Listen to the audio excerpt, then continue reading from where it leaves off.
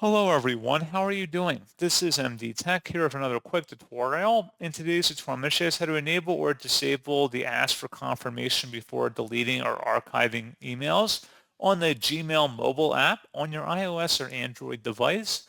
So this should hopefully be a pretty straightforward process here, guys. And without further ado, let's go ahead and jump right into it.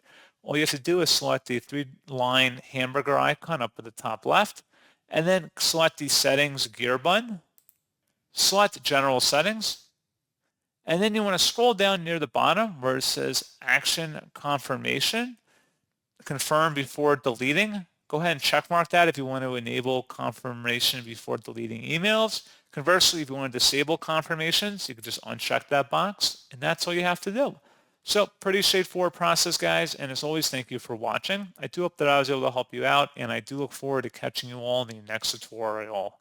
Goodbye.